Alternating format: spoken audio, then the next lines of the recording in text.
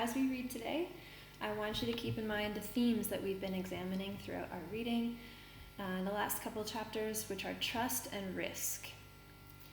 So, quick recap of the last two chapters, 18 and 19. Fritz changes his mind about tunneling. Goethe tries to talk to Anna, but it doesn't go so well.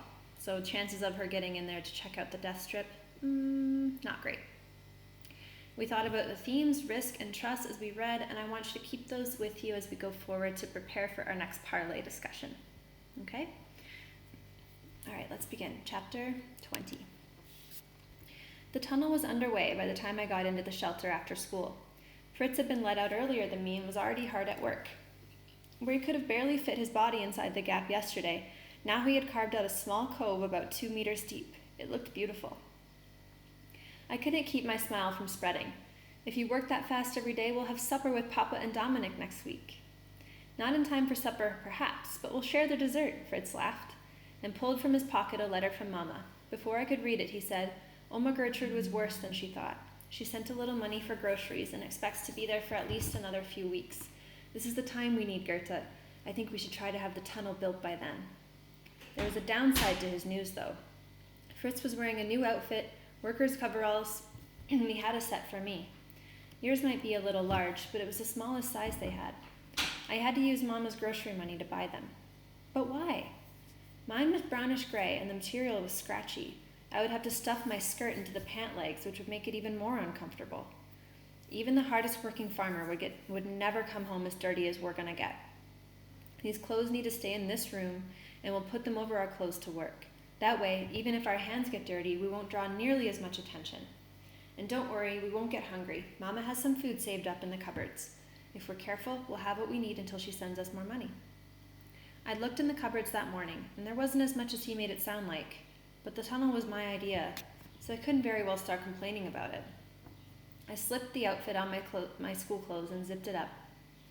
It feels like I'm playing dress-up in Papa's old clothes, I said as I tried to roll the pant leg higher.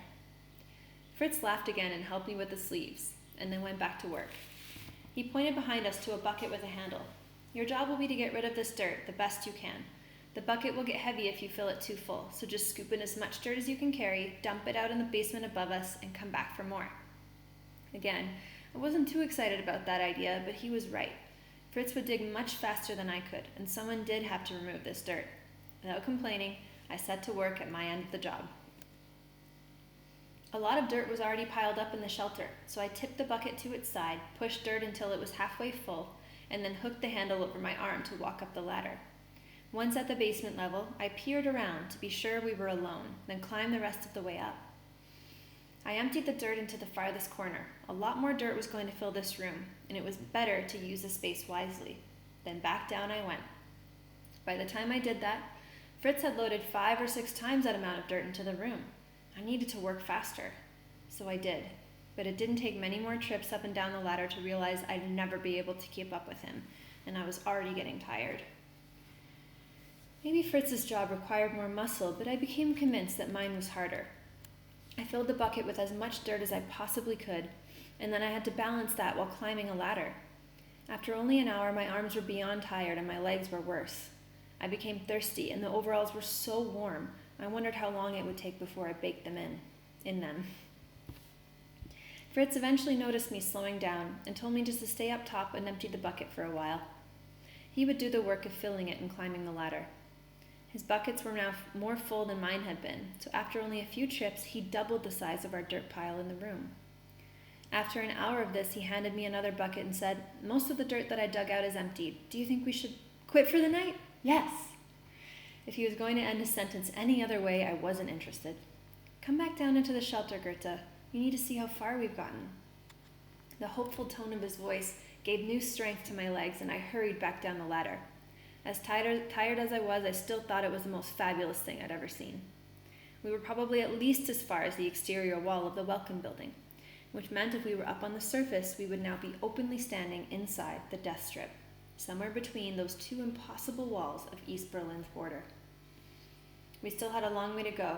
I wasn't kidding myself about that, but if the rest of our digging went as well as today had gone, we would be to the other side in no time, maybe even farther. Why bother stopping once we're in West Berlin, I said, laughing. Couldn't we keep tunneling until we reach France? Absolutely, he said with a grin. I'll make that tunnel come up right beneath the Eiffel Tower, and we'll have the most original view of it anyone has ever seen. We laughed at that as we stripped off our overalls and hung them over the bench on the other end of the shelter. We set the bucket and shovel beside them, then climbed the ladder and replaced the heavy door over it.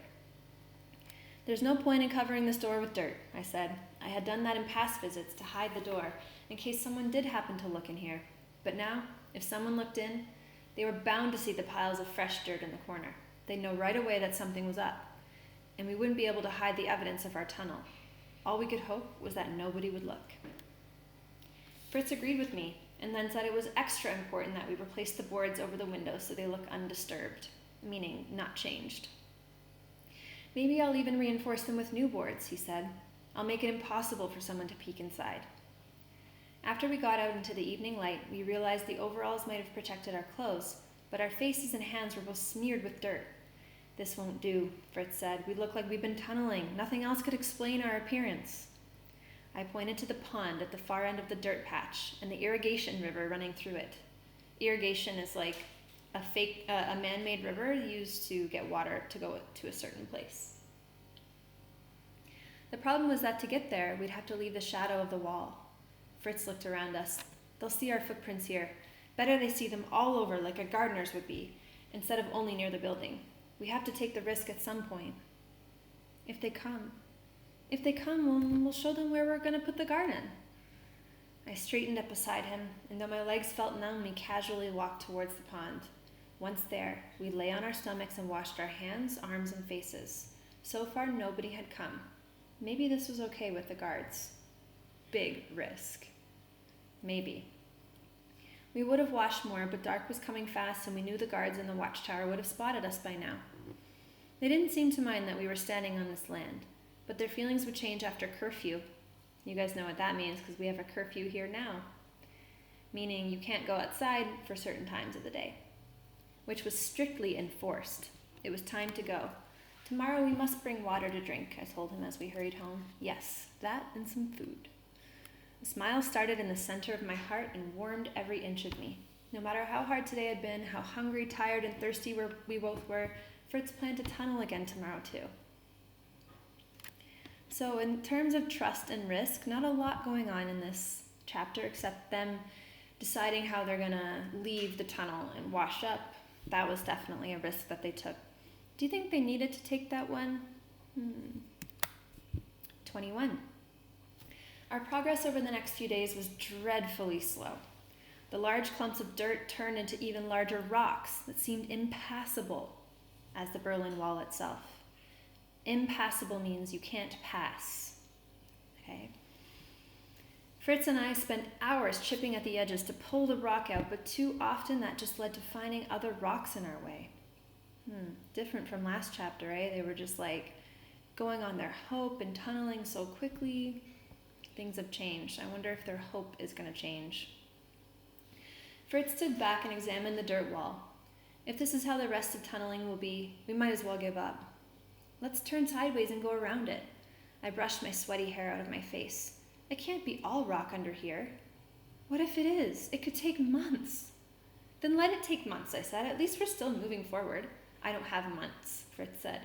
It's just weeks until they'll expect me for my military duty. I was ready to keep arguing, but he only picked up the shovel again.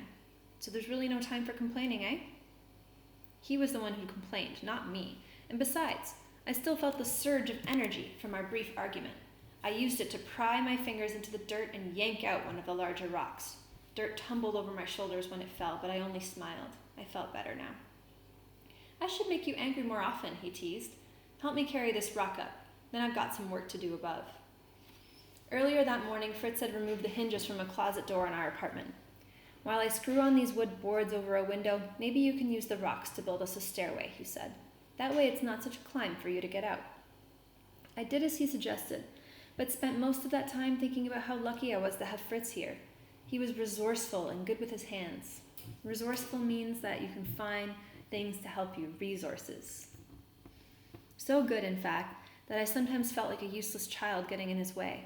Sure, I helped him dig and carried buckets of dirt to the basement, and every night I was just as tired as he when we stumbled back to the apartment.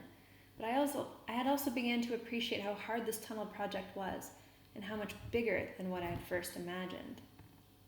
So she's recognizing that she was maybe a little bit naive about how hard it was going to be, but if she hadn't been that naive, do you think they would have started this project? On one of those walks home, we were stopped on the street by Frau Eberhardt, who patrolled the front of our apartment building better than most of the guards in the watchtowers. She saw the dirt on our hands and faces and waddled over to us. I looked up at Fritz. Remember, Frau Eberhardt thinks we've been gardening. Gardening what? He asked. I didn't answer because Frau Eberhardt was upon us, and then he could only smile politely at her. What a pleasure to see the two low children.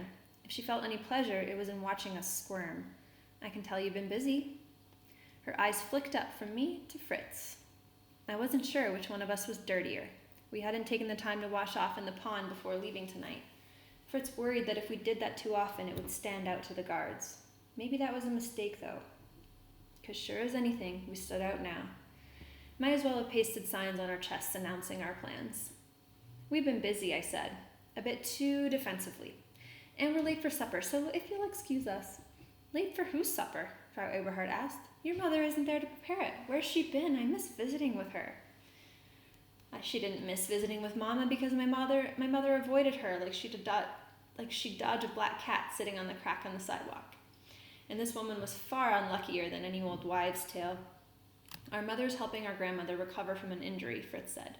We expect her back very soon. Maybe tonight, I offered, which is why it would be rude to be late.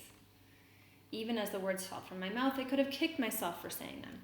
Why use such a stupid lie to remind her that I'd already tried to lie before? Fritz covered for me. Goethe means that we're hungry and we need to get some supper. We wish our mother was home to share it with us, but if she isn't, we expect her soon. Let's hope so. Frau Eberhardt pursed her lips and began examining us again. It's not wise to allow young people too much time on their own. Children will get into trouble. I'm not a child anymore, Fritz said. By the end of this month, I'll be joining the military. And how will you fill your time until then? I heard you're not working as a bricklayer anymore. Gardening, I said. That garden I told you about, we've been working on it. Where is it? Frau Eberhardt asked. I used to love to garden, and I would love to come by and give you some advice. We'll take you there sometime. I took Fritz's arm and started to walk forward with him. Thanks for your help, Frau Eberhardt. We'd better go. Once we were inside, Fritz stared down at me and shook his head. Even before he spoke, I understood his concern. Frau Eberhardt wouldn't go away, and she would expect to see evidence of a garden. We haven't pulled a single weed, Fritz said, nor do we have permission to garden there, or any tools, or seeds to get started. This is a big problem, Goethe. I agreed completely, but after another long day of digging and pulling out rocks, my brain felt as rubbery as my arms and legs. We were running out of food in the apartment, but that was okay too. As tired as I was, I didn't feel all that hungry anyway. I barely took enough time to wash off before I fell onto my bed, already asleep as my head hit the pillow.